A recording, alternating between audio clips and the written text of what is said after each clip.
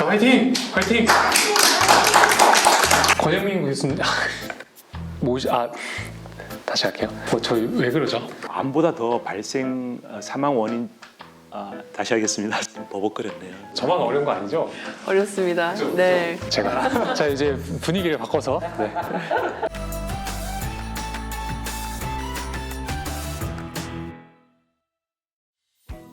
안녕하세요. 이따TV 진행을 맡은 미라클의 박입니다. 우리나라에서 5분에 1명씩 이 환자가 발생하고 20분에 1명씩 사망하는 무시무시한 질병이 있습니다. 바로 뇌혈관 질환인데요.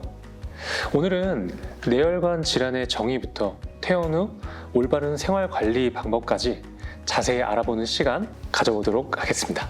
먼저 권영민 교수님 자기소개 부탁드립니다. 네, 안녕하십니까. 저는 서울특별시 보라매병원 신경과에서 근무하고 있는 권형민이라고 합니다. 보라매병원 뇌졸중 상담교육실에서 근무하고 있는 간호사 정경순입니다.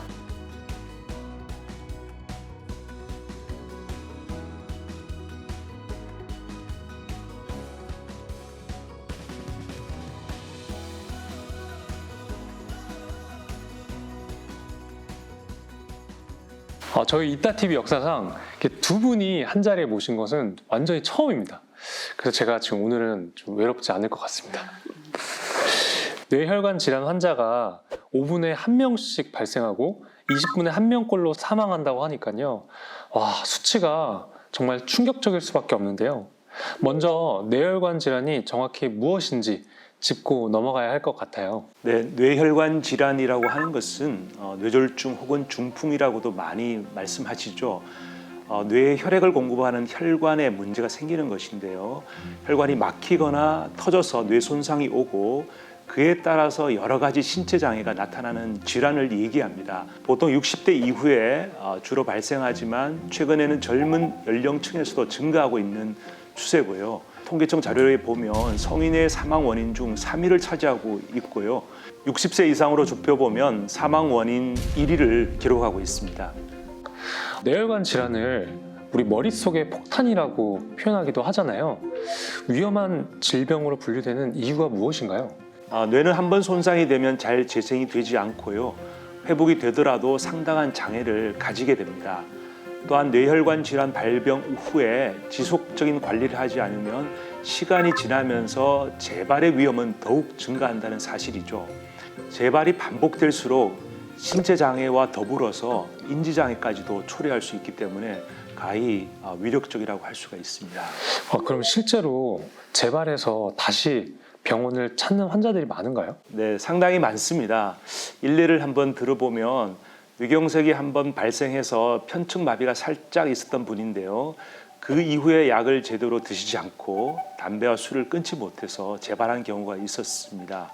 두 번째 발병 시에는 심한 언어 장애로 인해 소통이 잘 안 될 뿐더러 우측 팔다리까지 거의 못 움직여서 혼자서는 살아갈 수 없는 지경에 이른 경우도 있었죠. 다른 질환에 비해 재발률이 유독 높은 편인 것 같아요. 이유가 있는 건가요?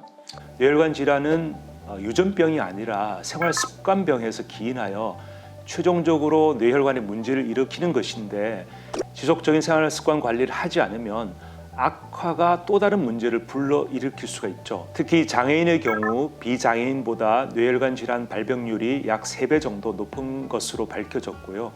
발병 시기 또한 역시 비장애인에 비해서 20에서 30년 정도 빠른 것으로 조사됐습니다. 그러면 장애인에게 좀 치명적인 질환이네요. 가장 큰 걱정은 이 후유증이 아닌가 싶어요. 네, 맞습니다. 의료기술의 발달로 인해 사망률은 감소하지만 후유증으로 앓고 있는 사람은 증가하고 있는 현실이죠. 그중에서 편마비 증상이 가장 많습니다. 그 외에도 안면장애, 언어장애, 시야장애, 보행장애와 같은 후유증이 지속적으로 환자를 괴롭힐 수가 있습니다. 그러면 후유증을 극복하기 위해서는 이 재활 치료가 필수적일 것 같은데요. 마비와 같은 후유증도 이 재활로 좋아질 수가 있나요? 네, 그렇죠. 재활은 반드시 필요합니다. 재활을 하게 될 때 우리가 한 1년에서 1년 반 정도 계속 좋아질 수가 있는 시기고요. 사람에 따라서는 그 이후로도 계속 좋아질 수도 있습니다. 또한 후유증 중에 재활을 하지 않을 때 어깨 관절 같은 경우는 불안정하게 되고 관절에 무리가 가서 탈구 현상도 일어날 수가 있고요. 오랫동안 움직이지 않아서 욕창과 같은 피부 질환도 일으킬 수가 있습니다. 그럼 재활의 효과를 높이기 위해서는 이 치료 시기를 정하는 것도 중요할 것 같아요. 한 1년에서 1년 6개월까지 많이 좋아지는 시기니까 그때 이제 집중적으로 많이 하셔야 되고요. 일상생활 회복을 높이기 위해서는 무엇보다 발병 초기 집중적으로 그 수개월 동안 재활 치료를 통해서 기능 회복 증진을 위한 노력이 가장 필수라고 볼 수가 있죠. 그러면 이 운동과 인지 기능을 회복하기 위해서는 빠르고 정확한 재활 치료가 필요하겠죠. 지금부터는 뇌혈관 질환 환자가 알아야 할 생활 습관에 대해 이야기를 나눠보겠습니다. 뇌졸중 전문 간호사로 활동하신다고 들었는데요. 정말 많은 환자들을 만나셨을 것 같아요. 저는 이제 급성기 뇌졸중 환자가 태어나시기 전에 이제 뇌졸중 전반에 대한 교육을 하고 있기 때문에 중증이신 분들을 제외하고는 대부분 제가 만나게 됩니다. 태어나는 환자에게 가장 먼저 해주시는 이야기가 있으시다고요? 간혹 이제 얼마간의 약물 치료를 하고 나서 증상이 호전이 되면 뇌졸중 예방 약물을 이제 그만 먹어도 되겠지라고 생각하시고 환자분 본인이 이제 임의대로 중단을 하시는 경우가 있는데 극단적으로 말씀을 드리면 뇌졸중 환자한테는 졸업식이 없습니다라고 이제 말씀을 드리고 그만큼 태어나면서 처방받은 약물을 잘 복용하도록 하고 이후에 이제 지속적으로 꾸준하게 관리하시는 게 중요하다고 말씀을 드립니다. 흡연, 음주, 불규칙하고 좋지 않은 식습관, 과도한 스트레스, 운동 부족 등의 이런 나쁜 습관들은 개선할 수 있도록 스스로 노력하는 자세가 꼭 필요합니다. 완주를 위해서는 아무래도 영양 관리가 우선시 되어야 할 것 같은데 어떤가요? 뇌졸중 환자한테 좋은 음식과 나쁜 음식은 정해져 있다기보다 몇 가지의 대원칙만 잊지 않으시면 좋겠습니다. 첫 번째는 규칙적인 식습관이 중요하고요. 두 번째는 이제 소금을 적게 섭취하고 대신 칼륨이 많이 들어있는 식품을 이제 섭취하시는 걸 권장합니다. 세 번째는 포화지방과 콜레스테롤 섭취를 줄이시고 두부, 생선 아니면 콩류에 포함되어 있는 불포화지방산을 섭취를 이제 좀 늘리시는 게 좋습니다. 네 번째는 당뇨가 없으시다라면 과일을 충분히 드시고 채소를 많이 드시는 식습관이 좋고 다섯 번째로는 삼킴에 대한 문제가 없으시다면 하루 수분 섭취를 1에서 2리터 정도 충분히 드시는 걸 권해드리고 있습니다. 사실 요즘 저희 젊은 친구들 사이에서 단짠 이 표현 잘 아시죠? 네네. 이 단짠이야말로 좀 뇌졸중 환자가 피해야 할 음식이라는 생각이 드는데요. 우리나라 식단의 가장 큰 화두는 소금 섭취량입니다. 한국인 1일 소금 섭취량을 6g 이하로 권고하고 있지만 소금을 적게 먹는 게 매우 어려운 일이기도 합니다. 미국 심장학회, 뇌졸중학회에서 권장하고 대한고혈압학회의 고혈압 진료 지침에서 소개하는 대시 다이어트는 혈압을 낮추는 데 초점을 두고 저염, 저지방, 저당을 기본으로 한 건강한 식단으로 염분 섭취와 포화지방을 줄일 수 있는 뇌졸중 환자에게 가장 좋은 식사법이라고 할 수 있습니다. 저는 사실 대시 식단 처음 들어보거든요. 음식한테 대시한다는 건가요? 아니요, 그런 건 아니고요. Dietary Approaches to Stop Hypertension의 줄임말로 말 그대로 이제 고혈압을 막기 위한 식단이라는 뜻이거든요. 혈압을 낮추고 이제 심장 질환의 위험을 좀 감소시키는 효과를 얻을 수 있고 가장 중요한 뇌혈관 질환 위험도를 낮출 수 있다고 합니다. 그래서 실천을 위한 팁을 간단히 드리면 식사에서 채소량을 이제 많이 늘리고요. 이제 흰밥 대신에 잡곡밥을 붉은 고기보다는 생선을 이제 두부, 콩과 같은 단백질을 섭취하는 게 좋고요. 과당이 이제 많이 함유되어 있는 음료보다는 저지방 우유로 대체하고 신선한 과일을 드시는 게 이제 이 식사의 팁이라고 할 수 있습니다. 먹는 것만큼 중요한 것 바로 운동이 아닐까 싶은데요. 뇌졸중 환자들에게 해당되는 내용일까요? 물론 뇌졸중으로 퇴원 직후에는 후유 장애가 있으니까 재활 치료를 병행하셔야 되겠지만 퇴원하신 분들은 저강도의 유산소 운동부터 서서히 운동을 시작하는 것이 좋다고 할 수가 있습니다. 그러면 거동에 제한이 없는 분들을 위한 좀 운동 팁이 따로 있을까요? 강한 근력 운동이나 웨이트 트레이닝 같은 무산소 운동은 오히려 급격하게 혈압을 증가시켜서 혈관에 부담을 줄 수가 있고요. 가장 좋은 운동은 유산소 운동을 적은 양부터 본인이 감내할 수 있을 정도부터 시작해서 서서히 증가시켜 나가는 것이죠. 한 번에 30분 이상 주 3, 4회 정도 하는 것을 추천드리겠습니다. 또 혈관 상태를 잘 모르시고 운동을 무리하게 하다 보면 탈수라는 현상이 또 일어날 수가 있는데 혈관 상태가 안 좋은 경우에 탈수가 있게 되면 뇌 혈류에 지장을 주게 됩니다. 그래서 또 다른 뇌졸중이 일어날 수 있기 때문에 절대 수분 섭취를 충분하게 하는 걸 잊으시면 안 되겠고요.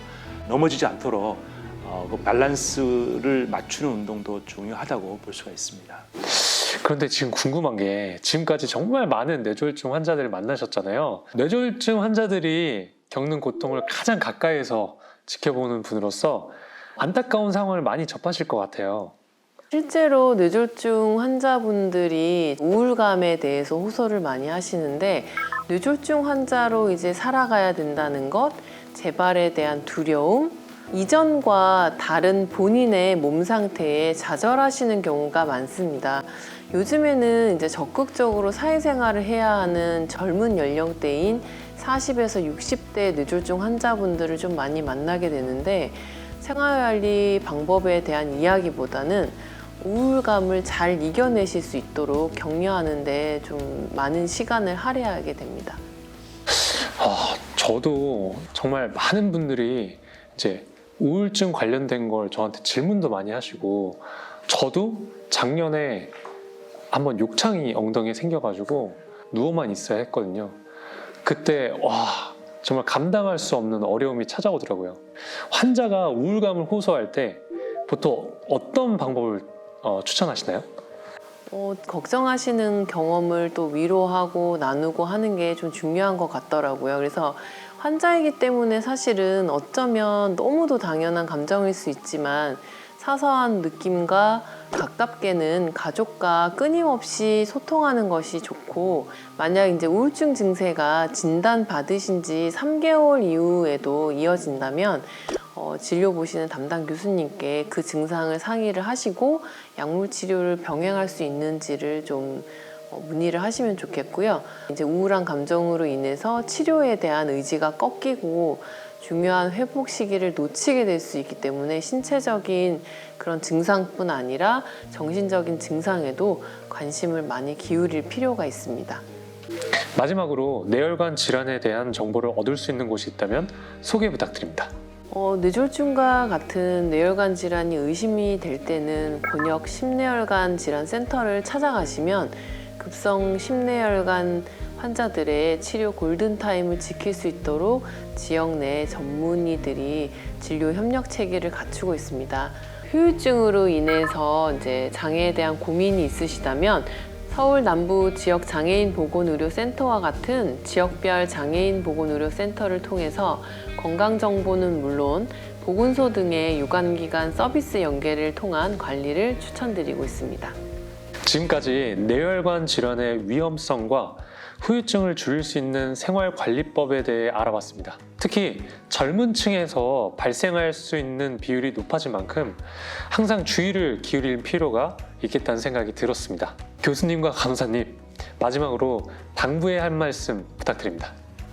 병원에서 급성기 치료만큼이나 퇴원 후 관리가 상당히 중요하고요. 퇴원하고 나서 끝나는 질환이 아닌 만큼 지속적으로 관리를 잘 하셔서 장애를 예방하고 건강한 생활을 할 수 있게 되기를 바라겠습니다. 뇌졸중이 이제 진단이 됐다고 해서 너무 좌절하지 마시고 잘 극복해 나갈 수 있고 또 주변에서 도와주실 수 있는 분들이 계시기 때문에 절대 꺾이지 않는 마음으로 잘 견뎌내시고 잘 이겨내셨으면 좋겠습니다. 네, 오늘 나와주셔서 너무나 감사드리고요.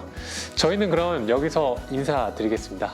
장애인분들에게 도움이 되는 이따TV 구독과 좋아요 알림 설정까지 꼭이요.